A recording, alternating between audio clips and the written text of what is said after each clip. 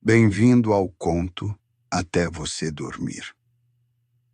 Deite-se confortavelmente, respire fundo e deixe que a calma da noite envolva você. Antes de começarmos, me conte, que horas e onde vocês estão assistindo este conto? E não se esqueça de se inscrever no canal para acompanhar todas as próximas histórias. Hoje, vamos entrar em mais um mistério intrigante de Sherlock Holmes. A Coroa de Beryllus. Holmes, disse eu um dia, quando me encontrava de pé próximo da janela, olhando para a rua. Ali vem um louco. É lamentável que os parentes o deixem sair sozinho. Meu amigo levantou-se vagarosamente da sua poltrona e ficou olhando por cima do meu ombro, de mãos enfiadas nos bolsos do roupão. Era uma manhã fria de fevereiro. A neve do dia anterior ainda jazia no chão, brilhando ao sol invernal. Alguns carros já haviam passado pela rua, mas, à beira das calçadas, ela tinha sido varrida e até raspada, e estava escorregadia e perigosa, tanto que havia muito menos transeuntes que de costume. Dos lados da estação do metro não vinha ninguém, a não ser o tal cavalheiro, cuja atitude excêntrica me chamara a atenção. Era um homem de cerca de 50 anos, alto, de porte imponente, com um rosto grande denunciando caráter forte e resoluto. Usava roupa escura, mas elegante, com casaco, cartola, polainas castanhas e impecáveis calças de cor cinza-pérola. Todavia, seus modos contrastavam absurdamente com a dignidade da sua figura e do seu vestuário, porque corria muito, dando pequenos pulos, como quem está exausto e pouco habituado a exercício forçado. Enquanto corria, atirava as mãos para trás e para cima e contorcia o rosto horrivelmente. "Que terá ele?" perguntei. "Está olhando para os números das casas." "Creio que vem para cá", disse Holmes, esfregando as mãos. "Para cá?" "Sim. Parece-me provável que venha me consultar. Conheço os sintomas." "Ah, não lhe disse?" Enquanto Holmes falava, o homem chegou ofegante, e a porta puxou tanto a campainha que esta ecoou na casa inteira. Momentos depois entrou na sala, ofegante e gesticulando, mas com tão fixo e doloroso olhar de desespero que nosso sorriso se transformou num instante em horror e piedade. Por uns momentos, não pôde articular uma palavra. Apenas se agitava e puxava os cabelos como pessoa, que pelo peso da dor parece enlouquecer. Levantando-se de repente, bateu com a cabeça contra a parede com tanta força que ambos corremos e o levamos para o meio da sala. Sherlock Holmes empurrou-o para uma poltrona e, sentando-se a seu lado, afagou-lhe a mão e falou-lhe no tom amável e calmo que tão bem sabia empregar. "O senhor vem para me contar a sua história, não é verdade?" Cansou-se com a pressa. "Descanse um pouco e depois terei prazer em examinar qualquer problema que quiser confiar-me." O homem esforçou-se por controlar a emoção.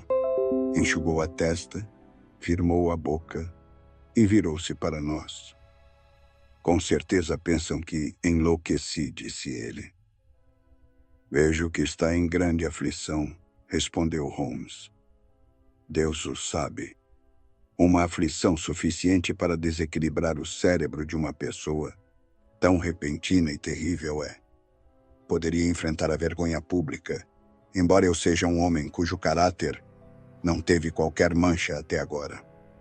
Aflições particulares também todos têm. Mas as duas coisas juntas, e de forma tão terrível, quase me enlouquecem. Além disso, não só a mim.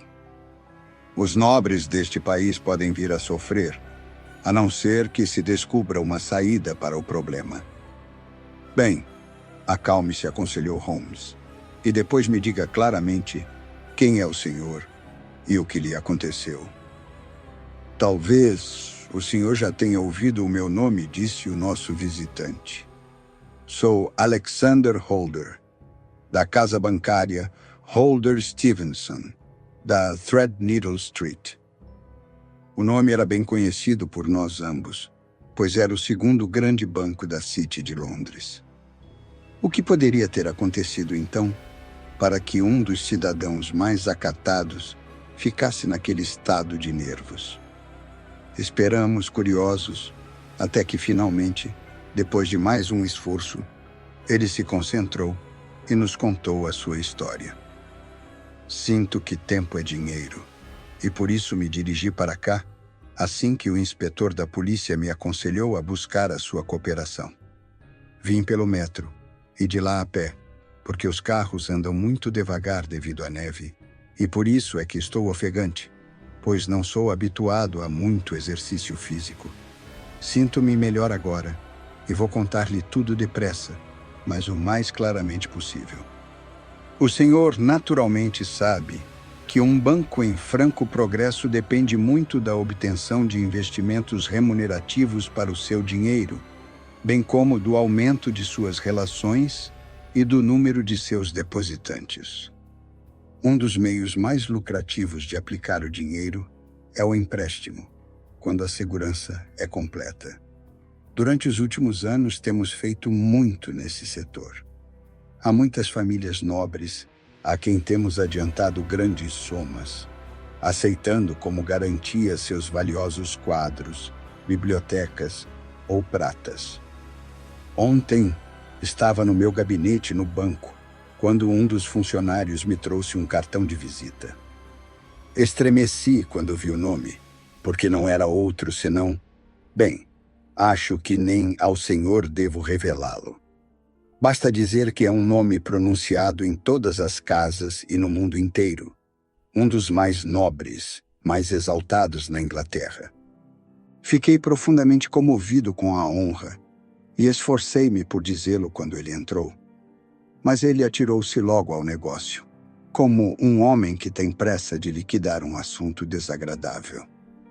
Senhor Holder, começou ele, disseram-me que o senhor costuma fazer adiantamentos de dinheiro.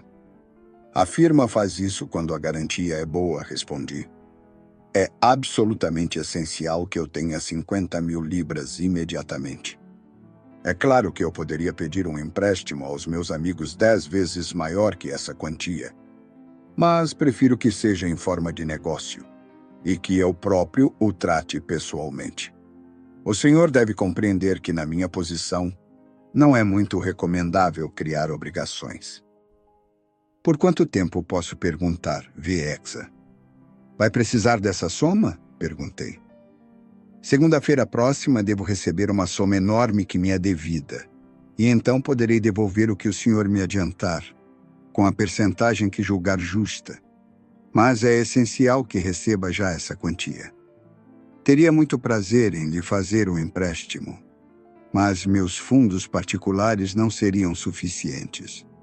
Entretanto, se tem de ser feito em nome da firma, devem-se, com justiça, usar todas as formalidades necessárias para a segurança, como precaução. Prefiro que seja assim, disse ele, pegando um enorme porta-joias de marroquim preto que havia posto a seu lado na cadeira. O senhor com certeza já ouviu falar da coroa de berilos. Um dos bens mais preciosos do império, disse eu. Precisamente. Nisto ele abriu o porta-joias, e ali, deitada em veludo macio, cor da pele, estava a magnífica peça de joalheria de que falou.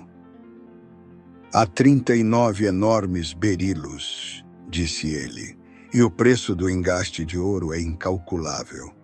A mais baixa avaliação daria à coroa 2 vezes a quantia que lhe peço. Estou pronto a deixá-la como garantia.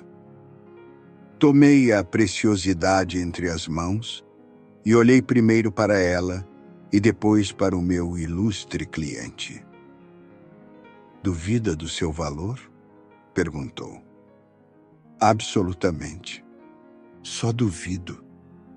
Do direito de eu a deixar. Pode ficar descansado quanto a isso. Não sonharia em fazê-lo se não tivesse a certeza de que dentro de 4 dias poderei resgatá-la. É uma questão de praxe. Chega esta garantia? Muito bem. O senhor compreende, Sr. Holder, que estou lhe dando uma forte prova de confiança. Confio no senhor, não só por saber que é discreto e que, portanto, não falará a ninguém sobre o assunto, mas, acima de tudo, para guardar essa coroa com toda a precaução, porque é desnecessário dizer-lhe que, se lhe acontecer qualquer coisa, isso seria causa de grande escândalo público. Qualquer arranhão seria quase tão sério quanto a sua perda completa, porque não há berilos no mundo que se comparem com estes, e seria impossível repô-los. Deixo-a com o senhor com plena confiança, e virei buscá-la na segunda-feira de manhã. Vendo que meu cliente estava ansioso por ir embora, não disse mais nada, mas, chamando o caixa, mandei-o pagar as 50.000 libras em notas. Ao ficar sozinho outra vez, com a preciosidade na minha frente sobre a mesa, não pude deixar de pensar na grande responsabilidade que pesava sobre mim. Não havia dúvida de que, como objeto pertencente à nação, haveria um escândalo horrível se qualquer contratempo ocorresse. Arrependi-me de ter ficado com ela, mas era tarde demais para retroceder. Fechei-a no meu cofre particular e voltei ao trabalho. Chegou a tarde e achei imprudente deixar tão precioso valor no escritório. Os cofres dos outros bancos já tinham sido forçados. Por que não o meu? E se fosse arrombado, em que posição terrível estaria eu? Resolvi, portanto, que durante esses 3 ou 4 dias carregaria o embrulho para casa e, no regresso, o traria sempre comigo. Com essa intenção, chamei um carro e nele segui para minha casa em Streatham, levando a joia comigo. Não respirei livremente enquanto não a levei para o meu quarto de vestir e a coloquei na secretária, fechando-a à chave. Agora, Sr. Holmes, uma palavra quanto ao meu lar, porque é preciso que o senhor compreenda perfeitamente as condições gerais. Meu cocheiro e o pajem dormem fora, nem se precisa falar neles. Tenho 3 empregadas que estão comigo há um bom número de anos e cuja conduta está acima de suspeitas. Outra, Lucy Parr, está em minha casa apenas há alguns meses. Veio com uma carta de apresentação excelente e tem sido satisfatória. É uma jovem bonita e atrai admiradores, que às vezes rondam a casa. É a única coisa que tenho contra ela, mas acreditamos que seja boa moça sob todos os pontos de vista. Quanto a empregados, é só. Minha família é tão pequena que não é preciso muito para descrevê-la. Sou viúvo e tenho um único filho que se chama Arthur. Ele é um desapontamento para mim, Sr. Holmes, um grande desapontamento. Com certeza sou eu o único culpado. Dizem que o estraguei.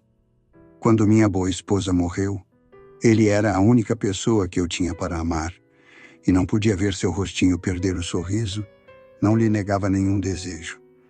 Talvez fosse melhor para nós dois se eu tivesse sido mais severo, mas o que fiz foi com a melhor intenção.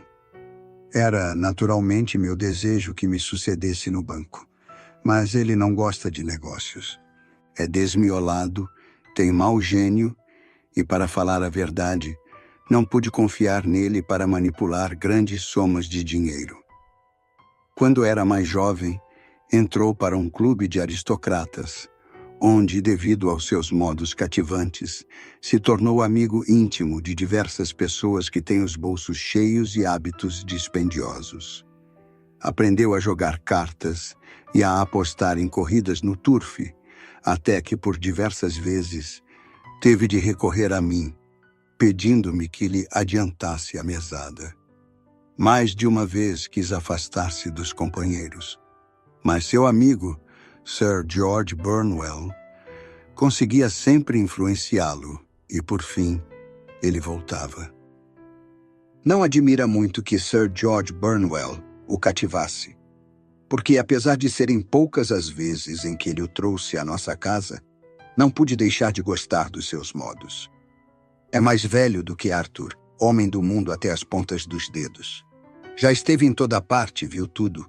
É um conversador brilhante e homem de bela fisionomia. Todavia, quando penso nele calmamente, longe da atração da sua presença, fico convencido do cinismo da sua conversa. E o olhar esperto que se vislumbra faz pensar que ele é uma pessoa em quem não se deve confiar. Essa é também a opinião da minha pequena Mary, que tem um instinto perspicaz de mulher. Agora, só falta falar dela. É minha sobrinha, quando o pai dela faleceu, há 5 anos, e a deixou sozinha no mundo. Adotei-a e tenho-a considerado como minha filha. É como um raio de luz na minha casa dócil, amável, bela e perfeita dona de casa, mas calma e delicada, como só uma mulher pode ser. Ela é a minha mão direita. Não sei o que faria sem ela. Só numa coisa me contrariou. Por 2 vezes meu rapaz a pediu em casamento, pois ama-a como um devoto, mas ela o recusou. Penso que se existe alguma pessoa capaz de conduzi-lo ao caminho do bem, é ela, e que se estivessem casados ele melhoraria.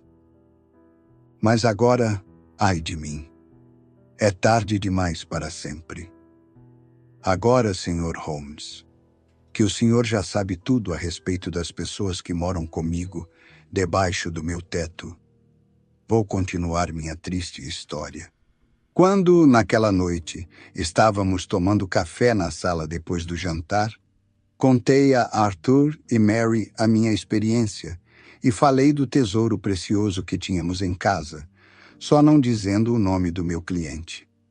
Lucy Parr, que havia trazido o café, tinha saído, tenho a certeza, mas não posso jurar que a porta estivesse fechada.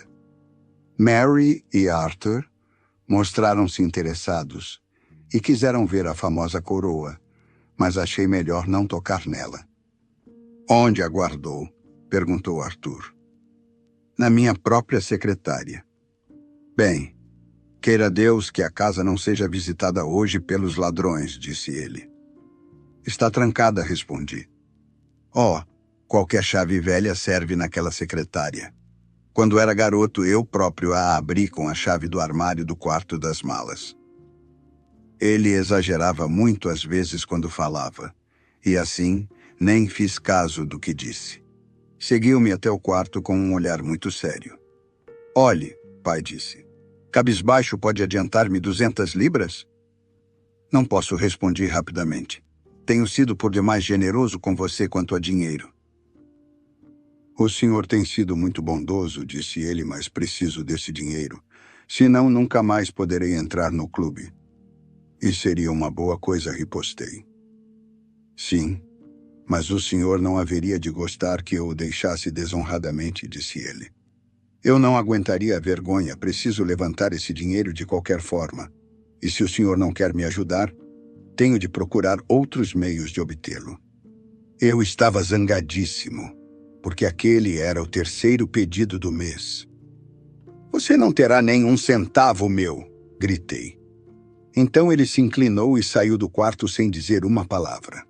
Depois que ele saiu, abri a secretária, para ter a certeza de que meu tesouro estava seguro, e tranquei-a de novo. Depois dei uma volta à casa, para ver se tudo estava bem fechado, um dever que sempre deixava para Mary, mas que julguei melhor ser eu próprio a cumprir naquela noite. Quando desci, vi Mary à janela lateral do vestíbulo, que ela fechou quando cheguei. Diga-me, pai, disse ela, deu licença a Lucy para sair à noite? Certamente que não. Ela entrou agora mesmo pela porta dos fundos. Com certeza esteve apenas ao portão falando com alguém, mas acho isso perigoso e deve-se acabar com tal costume. Fale com ela amanhã, ou, se preferir, falarei eu. Tem certeza de que está tudo bem fechado? Sim, pai. Então, boa noite. Beijei-a, fui para o meu quarto e adormeci imediatamente. Estou me esforçando por lhe contar tudo o que possa ter alguma relação com o caso, Sr. Holmes. Mas peço que me faça perguntas sobre qualquer ponto que não esteja bem claro. Pelo contrário, sua narrativa é extraordinariamente lúcida. Chego agora a uma parte da história em que desejo ser bem explícito. Tenho o sono leve, e a preocupação, sem dúvida, serviu para me torná-lo mais leve ainda. Cerca das 2 horas fui acordado por um barulho dentro de casa, que cessou, porém, antes que eu despertasse de todo. Deu-me, no entanto, a impressão de que era alguém fechando uma janela, e fiquei escutando atentamente. De repente, para meu horror, ouvi passos leves, mas distintos no quarto anexo. Escorreguei da cama, tremendo de medo, e olhei na direção da porta do meu quarto de vestir. Arthur, gritei. Você é um malandro, um ladrão. Como tem a ousadia de tocar nessa coroa? O lampião estava meio aceso, como eu o havia deixado. E meu infeliz rapaz, apenas em mangas de camisa e calças, estava ao pé da luz, segurando a coroa nas mãos. Parecia que a estava esticando ou dobrando com toda a força. Ao meu grito, deixou-a cair e ficou pálido como a morte. Peguei nela e examinei-a. Faltava um dos cantos de ouro, com 3 berilos. Cruel! Gritei fora de mim. Você a destruiu! Desonrou-me para sempre! Onde estão as gemas que roubou? Que roubei! Gritou ele. Sim, ladrão! Rosnei, sacudindo-o pelo ombro. Não falta nenhuma. Não podem faltar, disse ele. Faltam 3, e você sabe onde estão. É preciso que o chame de mentiroso além de ladrão? Não o vi pretendendo arrancar outro pedaço? O senhor já me ofendeu bastante, disse ele. Não aguento mais. Não direi mais uma palavra sobre este assunto, já que me insulta assim. Deixarei sua casa amanhã e seguirei meu próprio caminho no mundo. Sairá, mas nas mãos da polícia gritei, meio louco de tristeza e raiva. Mandarei investigar este caso até o fim. De mim nada saberá, disse ele, com uma paixão que nunca pensei encontrar na sua natureza. Se quiser chamar a polícia, deixe que ela descubra o que puder. Toda a casa estava agora de pé, porque eu havia elevado muito a voz na minha ira. Mary foi a primeira a correr para o meu quarto, e, à vista da coroa e do rosto de Arthur, percebeu o que se passava, e com um grito, caiu sem sentidos no chão. Mandei a criada chamar a polícia e deixei as investigações aos seus cuidados. Quando o inspetor e o detetive entraram na casa, Arthur, que estava de braços cruzados, perguntou-me se ia acusá-lo de furto. Respondi-lhe que o caso já não era particular, mas público, desde que a coroa danificada era propriedade da nação. Resolvera que a lei agisse em tudo. Pelo menos, disse ele, não me mande prender agora. Seria vantajoso para o senhor e para mim se eu pudesse sair de casa por 5 minutos. Para que você possa fugir ou esconder o que roubou, afirmei eu. E então, compreendendo a terrível situação em que eu estava, implorei-lhe, lembrando que não só a minha honra ficaria manchada, como também a honra de alguém mais importante do que eu, e que o escândalo que iria levantar convulsionaria a nação. Ele poderia evitar tudo isso se contasse o que tinha feito com as 3 gemas que faltavam. É melhor enfrentar as consequências, tornei eu. Você foi apanhado em flagrante, e não confessando pode tornar a sua culpa mais hedionda. Basta confessar o que está em seu poder, dizendo-nos onde estão os berilos, e tudo será perdoado e esquecido. Guarde o seu perdão para quem o peça, respondeu ele, virando-se com escárnio. Percebi que estava fora da minha influência, mas havia um remédio. Chamei o inspetor, que o prendeu. Fizeram uma busca não só em sua pessoa, como em seu quarto e na casa toda, onde ele poderia ter escondido as gemas. Mas nem o menor vestígio foi encontrado, e o miserável rapaz não quis abrir a boca, por mais persuadido e ameaçado que fosse. Hoje foi levado para uma cela, e eu, depois de passar por todas as formalidades com a polícia, apressei-me a vir ter com o senhor para lhe implorar que use sua grande habilidade para deslindar o assunto. A polícia já confessou que, por ora, não há meio de se descobrir coisa alguma. Pode despender quanto for preciso. Já ofereci 1000 libras. Céus, que farei? Perdi a minha honra, as gemas e o meu filho, numa só noite. Oh, que farei? Colocou uma mão de cada lado da cabeça e balançou-se de um lado para o outro, choramingando como uma criança, cuja tristeza não tinha limites. Sherlock Holmes ficou calado uns minutos, com a testa enrugada e o olhar fixo no fogo. "O senhor recebe muitas visitas?" perguntou. "Nenhuma, a não ser o meu sócio com sua família e um amigo ou outro de Arthur. Sir George Burnwell tem ido lá diversas vezes ultimamente. Ninguém mais." "E o senhor frequenta a sociedade?" "Só Arthur. Mary e eu ficamos em casa. Nenhum nem outro gosta de sair. As jovens quase nunca são assim. Ela é de natureza calma. Além disso, não é muito jovem. Já fez 24 anos. Conforme o senhor disse, este caso foi um choque para ela também." "Terrível. Ela ficou pior do que eu." "Ambos estão certos da culpabilidade de seu filho? Como poderemos duvidar, quando eu o vi com a coroa na mão? Não considere isso prova conclusiva." "O resto da coroa estava danificado?" "Sim, estava torta. Mas o senhor não acha que ele podia estar tentando endireitá-la?" "Deus o abençoe. O senhor tenta ajudá-lo, a ele e a mim. Mas é muito difícil. O que ele estava fazendo ali em primeiro lugar? E se seu propósito era inocente, por que não falou? Precisamente. E sendo culpado, por que não inventou uma mentira?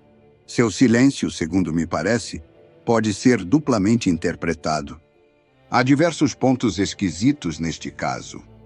O que disse a polícia a respeito do barulho que o acordou? Acharam que poderia ser o ruído da porta do quarto de Arthur se fechando. Uma história bonita. Como se um homem pronto para roubar fosse bater a porta para acordar a família inteira. E que disseram quanto à falta das gemas? Ainda estão retirando tábuas e inspecionando a mobília na esperança de encontrá-las. Não se lembraram de procurar fora da casa? Sim, mostraram extraordinário interesse. Todo o jardim foi examinado minuciosamente. Agora, meu senhor disse, Holmes não vê que nisso tudo há uma coisa muito mais profunda do que o senhor ou a polícia estão inclinados a pensar? Parecia um caso simples. A mim parece-me excessivamente complexo. Considere o que está envolvido na sua teoria. O senhor supõe que seu filho se levantou da cama e foi com grande risco ao seu quarto de vestir, abriu a secretária, tirou a coroa, quebrando uma parte, embora à força, tendo-se dirigido em seguida para outro lugar, onde escondeu 3 das gemas com tanta habilidade que ninguém as encontra, e depois voltou com as outras 36 gemas para o quarto, onde se expôs ao grande perigo de ser descoberto. Pergunto-lhe, é sustentável tal teoria? Mas pode haver outra? Exclamou o banqueiro com um gesto de desespero. Se tem provas da sua inocência, por que não as apresenta? Compete a nós descobri-lo, replicou Holmes. Agora, Sr. Holder, iremos a Streatham juntos para investigar mais de perto os pormenores que temos.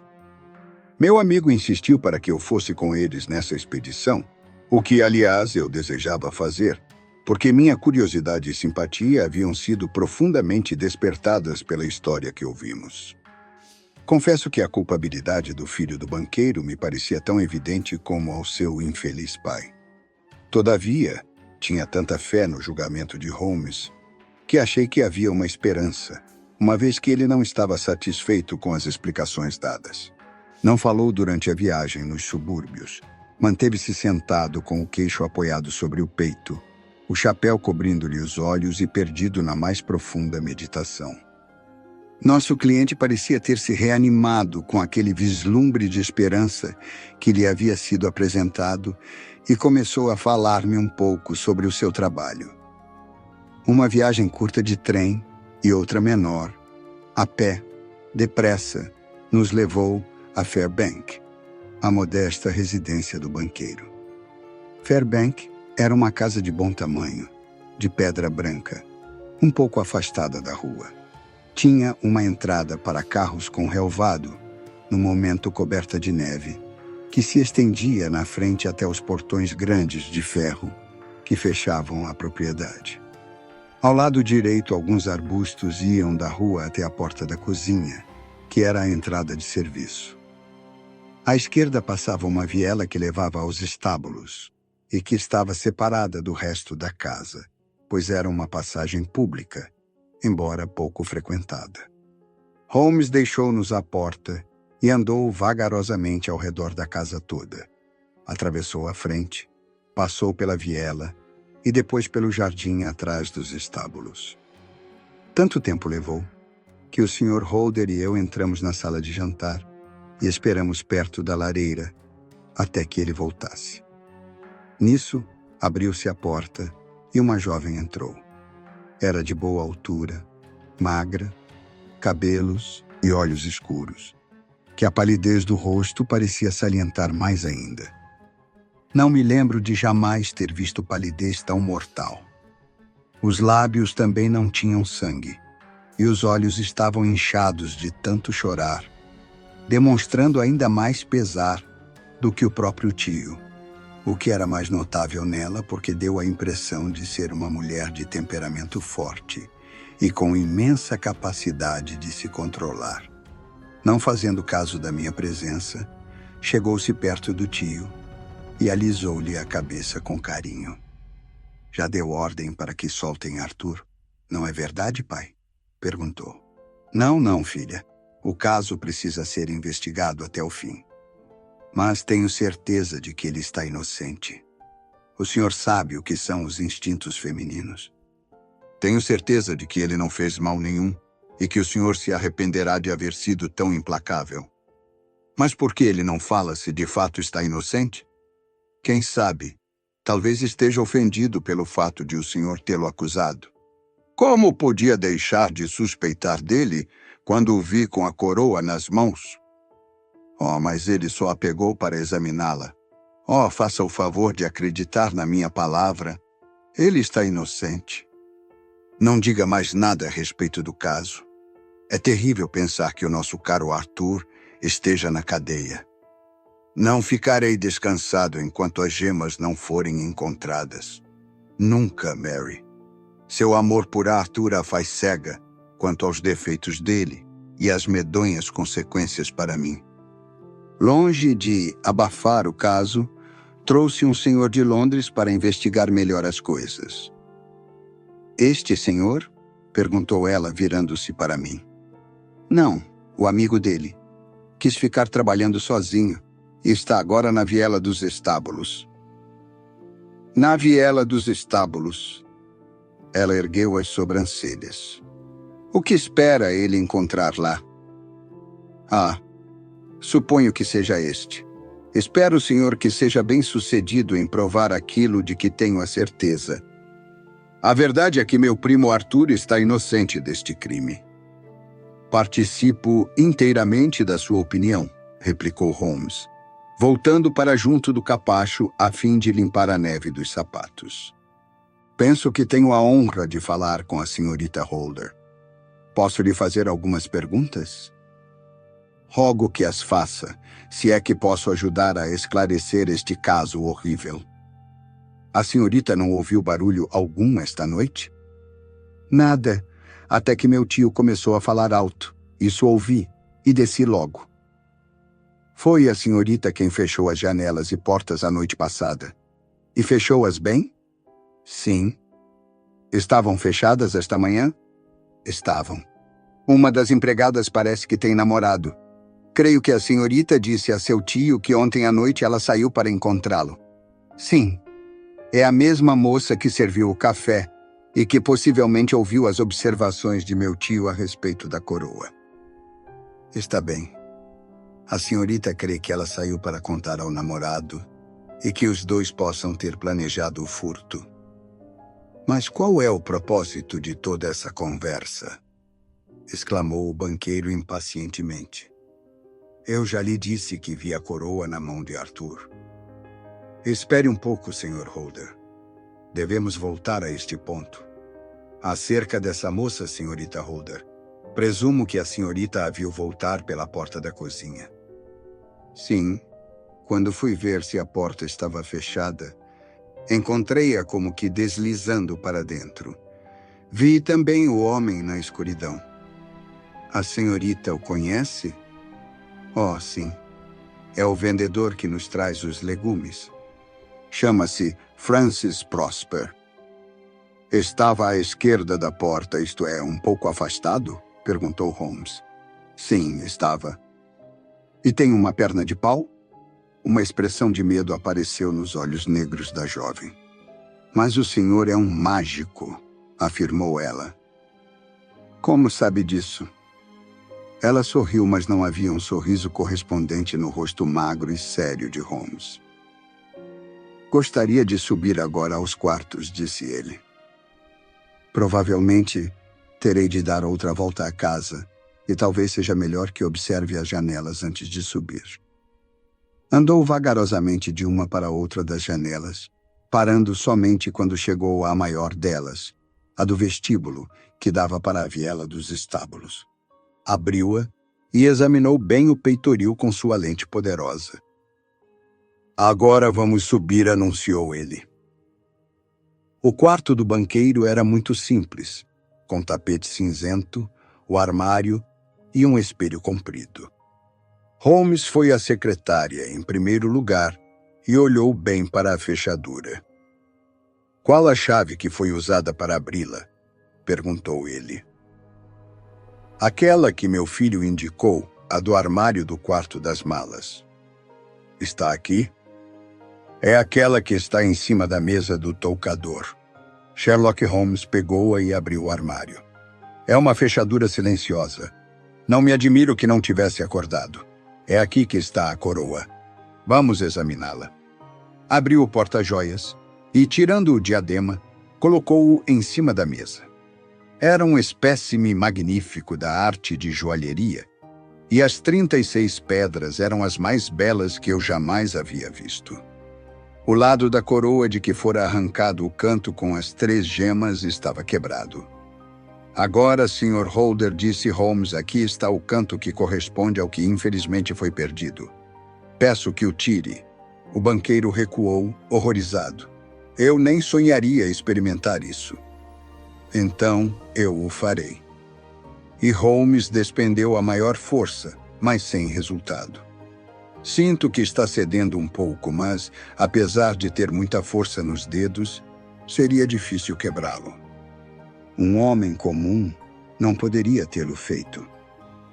Ora, vejamos, Sr. Holder. Que é que acha que aconteceria se eu conseguisse quebrá-lo? Haveria um barulho como se tivessem dado um tiro. E o senhor quer me dizer que tudo isso aconteceu a poucos metros da sua cama e não ouviu nada? Nem sei o que pensar. É tudo tão obscuro para mim. Mas talvez possa clarear enquanto andamos. E a senhorita Holder, o que acha? Confesso que estou tão perplexa quanto meu tio. Seu filho estava descalço quando o senhor o viu? Estava só de camisa e calças. Obrigado. Tivemos muita sorte durante esta investigação, e será nossa exclusiva culpa se não acabarmos por esclarecer tudo. Se me dá licença, Sr. Holder, voltarei lá para fora. Foi sozinho como pediu, porque explicou que pegadas desnecessárias poderiam tornar seu trabalho mais difícil. Por mais de 1 hora esteve trabalhando por lá, mas finalmente voltou com os sapatos carregados de neve e a fisionomia tão impenetrável como sempre. Creio que já vi tudo o que há para ver, Sr. Holder, disse ele, e posso servi-lo melhor voltando para o meu apartamento. E as gemas, Sr. Holmes, onde estão? Isso não sei. O banqueiro torceu as mãos. Nunca mais as verei, exclamou ele. E meu filho? Há alguma esperança de que seja inocente? Minha opinião quanto a ele continua inalterável. Então, em nome de Deus, que mistério foi perpetrado em minha casa ontem à noite?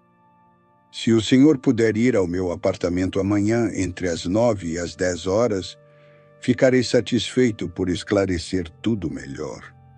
Se compreendi bem, o senhor me dá toda a liberdade para representá-lo, contanto que lhe traga as gemas, e não há limite na quantia que posso gastar, sendo necessário. Darei minha fortuna para recuperá-las. Muito bem, vou estudar o caso. Até mais. É muito possível que tenha de voltar aqui antes do anoitecer. Percebi que meu amigo já tinha tirado as suas conclusões, mas em que consistiam nem vagamente pude imaginar. Diversas vezes na viagem de regresso, procurei sondá-lo sobre o caso, mas ele se esquivava sempre para outro assunto, até que desisti, desanimado. Ainda não eram 15 horas quando chegamos à casa. Ele dirigiu-se rápido para o seu quarto e desceu poucos minutos depois, vestido como um vagabundo, com a gola levantada, casaco velho, gravata vermelha e sapatos gastos. Era um mendigo perfeito. Creio que isto deve servir, disse ele, olhando para o espelho colocado acima da lareira. Gostaria que você pudesse me acompanhar, Watson, mas creio que não daria certo. Talvez esteja na pista correta deste caso, ou talvez seja apenas alarme falso. Porém, daqui a pouco saberei o que é, e espero voltar dentro de poucas horas. Cortou um pedaço de carne assada e, com 2 fatias de pão, fez um bom sanduíche que colocou no bolso. Depois, saiu para a sua expedição. Eu já havia acabado o lanche quando ele voltou, alegre, agitando uma bota com elásticos. Atirou-a para um canto e serviu-se de uma chávena de chá. Só entrei de passagem, disse ele. Vou continuar a viagem. Para onde? Oh, para o lado do West End. Pode ser que não volte cedo. Não precisa me esperar caso volte tarde. E como vai o caso? Oh, assim. Não há razão para queixas. Estive em Streatham depois que saí, mas não fui à casa. É um problema muito interessante, e não o teria perdido por coisa alguma. Em todo caso, não posso ficar aqui tagarelando, pois preciso trocar esta roupa pouco respeitável e regressar à minha nobre pessoa. Percebi que ele tinha inúmeras razões para estar satisfeito, mais pela sua fisionomia do que pelo que disse. Os olhos brilhavam, o rosto estava corado, em vez da habitual palidez. Subiu depressa para o quarto, e poucos minutos depois, ouvi bater a porta da frente, o que foi sinal para mim de que havia saído outra vez para a sua genial caçada. Esperei-o até a meia-noite, mas, como ele não voltasse, fui para o meu quarto. Não era novidade o fato de ele ficar fora de casa noites e dias quando tinha uma boa pista, e por isso não me preocupei. Não sei a que horas voltou, só sei que quando desci para o café da manhã, lá estava ele, com uma chávena de café numa mão e o jornal na outra, tão elegante e aprumado quanto era possível. Desculpe-me não ter esperado, Watson, disse ele, mas deve estar lembrado de que nosso cliente tem um compromisso hoje muito cedo. Já passa das 9 horas e estão tocando a campainha. Não me admiraria se fosse ele. Era mesmo o banqueiro. Sofri um choque quando vi o rosto dele, porque, em vez de largo e cheio, estava magro e esquálido, e o cabelo parecia mais branco. Entrou com um ar cansado e letárgico, pior que a atitude violenta do dia anterior. Sentou-se numa poltrona que eu lhe apontei. Não sei o que fiz para ser tão duramente castigado, principiou ele. Há 2 dias apenas era um homem feliz e próspero, sem uma preocupação sequer. Agora estou sozinho e desonrado. A uma infelicidade segue-se logo outra. Minha sobrinha deixou-me. Deixou-o? Sim. A cama dela não foi usada esta noite. O quarto está vazio e havia um bilhete em cima da mesa do vestíbulo. Ontem à noite eu lhe disse que se ela tivesse se casado com o meu rapaz, ele não teria feito essas coisas. Talvez tenha sido o egoísmo o que me fez falar. O bilhete dizia: Meu caro tio, sinto que é por minha causa que está sofrendo e que se eu tivesse agido de outra maneira, este infortúnio não teria acontecido. Não posso, portanto, por me lembrar constantemente disso, continuar em sua casa, e acho que devo ir embora para sempre. Não se preocupe quanto ao meu futuro, porque já está acertado. E, acima de tudo, não procure saber onde estou, porque será trabalho perdido e serviço mal empregado. Na vida ou na morte, sua sempre afeiçoada, Mary. O que será que ela quer dizer com isso, Sr. Holmes? O senhor acha que indica suicídio? Não, nada disso. É sem dúvida uma solução melhor. Espero, Sr. Holder, que o senhor esteja chegando ao fim das suas aflições. Ah, o senhor diz isso. Já soube então de alguma coisa, Sr. Holmes? Onde estão as gemas? O senhor não acharia demais pagar 1.000 libras por cada uma? Pagaria 10. Não será necessário. 3.000 cobrirão a despesa. E há também uma gorjeta, não? O senhor trouxe o seu talão de cheques? Aqui está uma caneta. É melhor assinar 4.000. Com o olhar fixo, o banqueiro assinou o cheque. Holmes foi para a sua escrivaninha, tirou uma peça triangular de ouro com 3 gemas incrustadas e atirou-a para cima da mesa. Gritando de alegria, o cliente agarrou-as. O senhor as tem? Estou salvo! Estou salvo! A reação foi tão apaixonada quanto havia sido a sua aflição, e ele apertou as gemas contra o peito. Há mais uma coisa que o senhor está devendo, Sr. Holder, disse Sherlock Holmes, um tanto severamente. Devo? Nisso pegou a caneta. Diga a soma e pagarei. Não, não é a mim que o senhor deve, mas deve pedir humildemente desculpas àquele nobre rapaz, seu filho, que se portou tão bem neste caso que eu ficaria orgulhoso se um filho meu se comportasse assim, caso viesse a ter um filho um dia.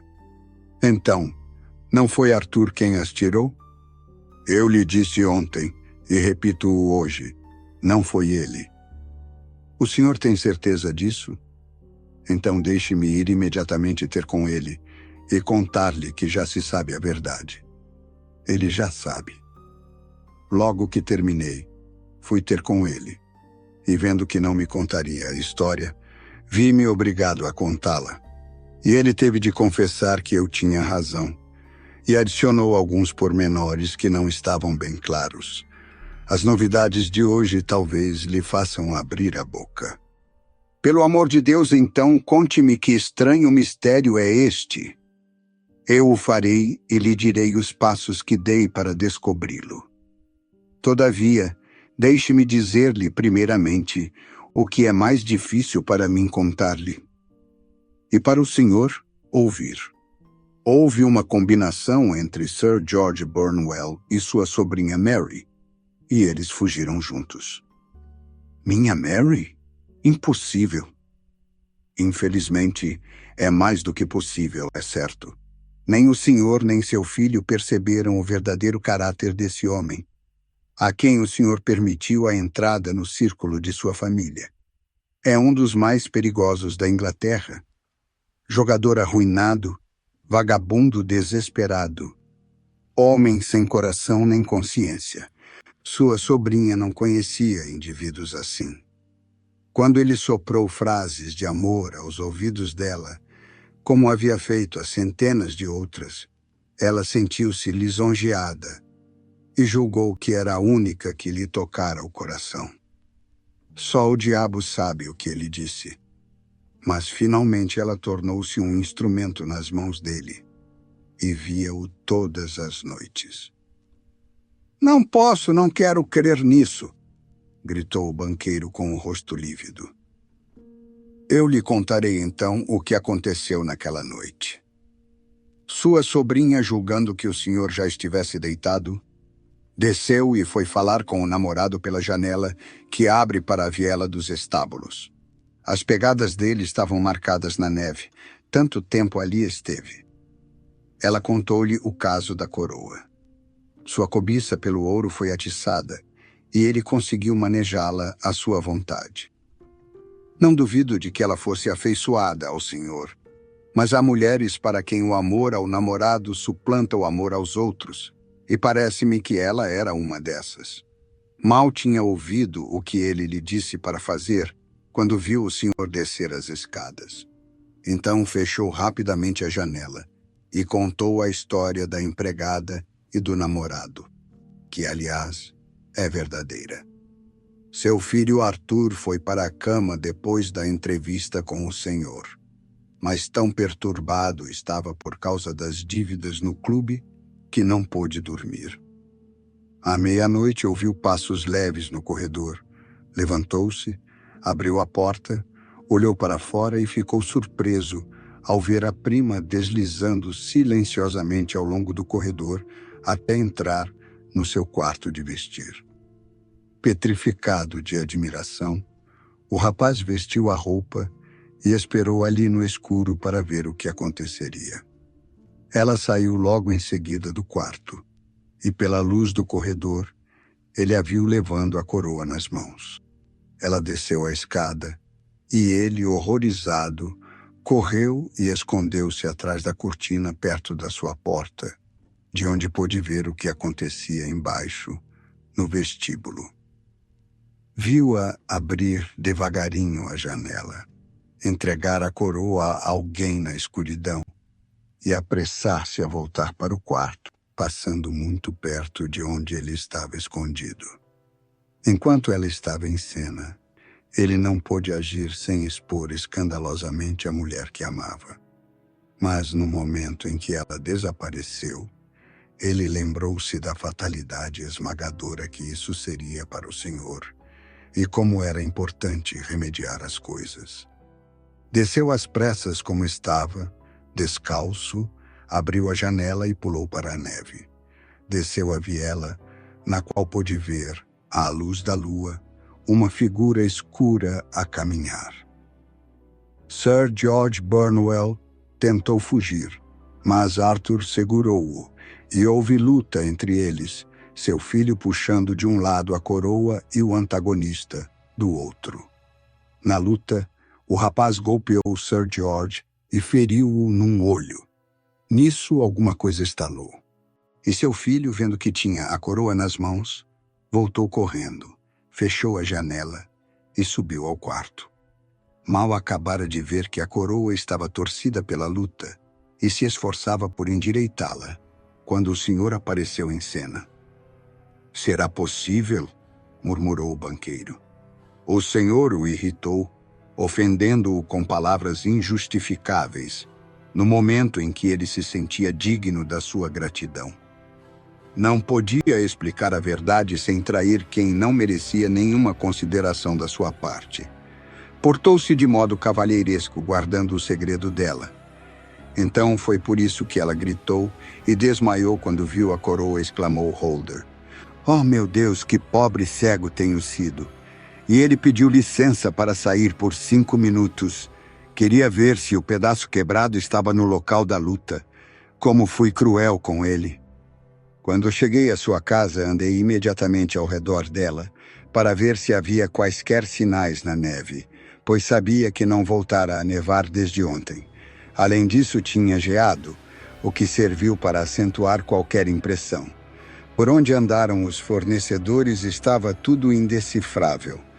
Porém, adiante e perto da porta da cozinha, uma mulher estivera conversando com um homem durante muito tempo, e uma impressão redonda mostrava que ele tinha uma perna de pau. Percebi até que eles estiveram perturbados com qualquer coisa, porque a mulher tinha corrido para a porta.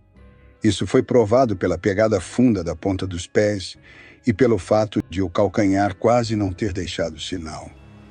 O perna de pau tinha esperado um pouco. Depois foram embora. Julguei que poderia ser a empregada de quem o senhor me falou. Passei para o jardim sem ver nada, a não ser rastros desconexos que pensei serem da polícia. Mas quando cheguei à viela, uma história longa e complexa estava escrita na neve diante de mim. Havia pegadas duplas, umas eram de um homem de botas, e as outras, que me alegraram ao vê-las, eram de um homem descalço. Fiquei convencido de que eram de seu filho, conforme o senhor tinha dito. O primeiro apenas andara, mas o segundo tinha corrido.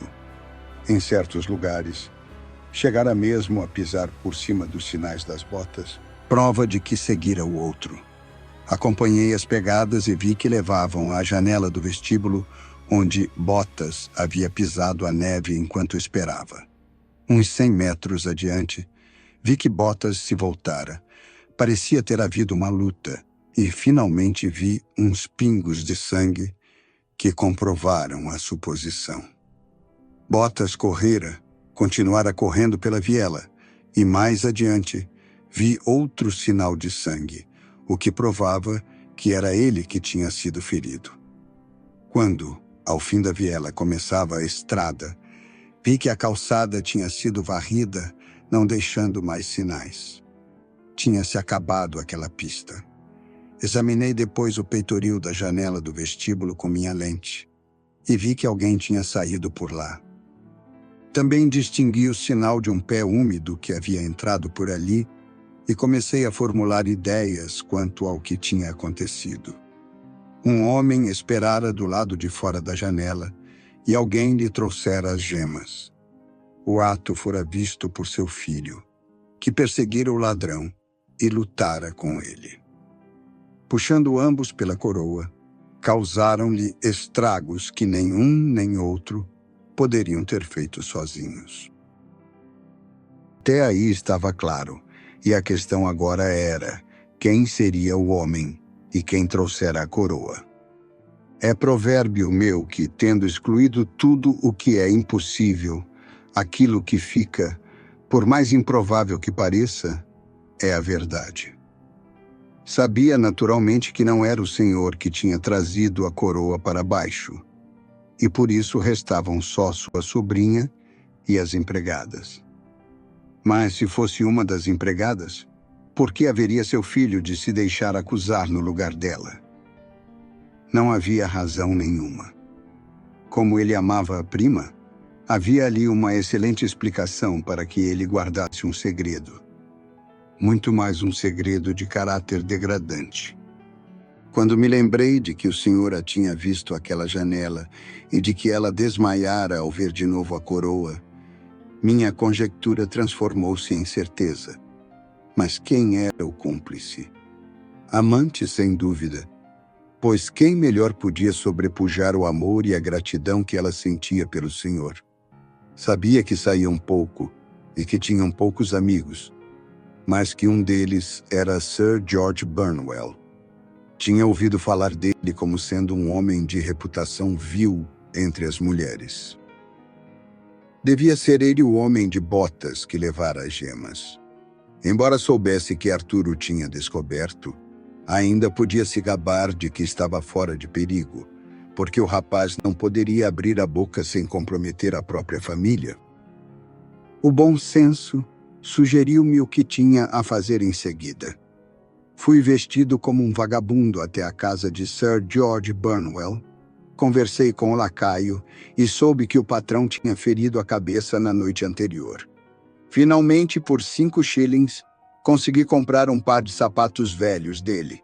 Levei-os a Streatham e verifiquei que eram exatamente iguais às pegadas que lá havia. Eu vi um vagabundo maltrapilho ontem na viela, disse o Sr. Holder. Precisamente, era eu. Vi que tinha o homem seguro. Voltei para casa e mudei de roupa. As coisas agora tornavam-se muito delicadas. Não podia haver processo, pois o escândalo devia ser evitado a todo custo. Também sabia que um velhaco tão astuto veria que tínhamos as mãos atadas e decidi ir vê-lo.